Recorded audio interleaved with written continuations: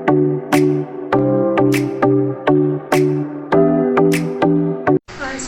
warahmatullahi wabarakatuh. Selamat siang teman-teman sekalian. Perkenalkan, nama saya Yuliana Afiati dari program studi biologi Fakultas Sains dan Matematika Universitas Diponegoro.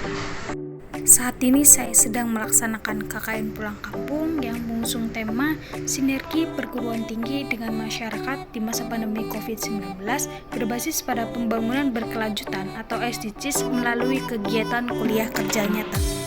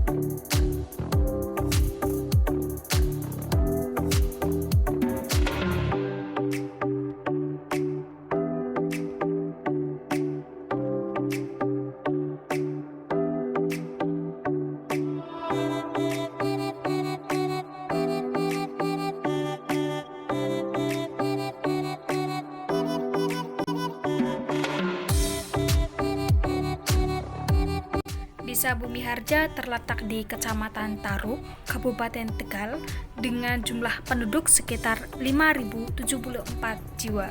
Desa Bumi Harja memiliki fasilitas yang cukup lengkap, diantaranya terdapat fasilitas sekolah, jembatan, polindes, pos kampling, balai desa, masjid, kemudian gedung TPQ, dan lain-lain. Karena wilayah yang cukup luas, sekitar 106.000 hektar, dan jumlah penduduk yang cukup padat, warga desa Bumi Harja kebanyakan berprofesi sebagai petani dan buruh tani.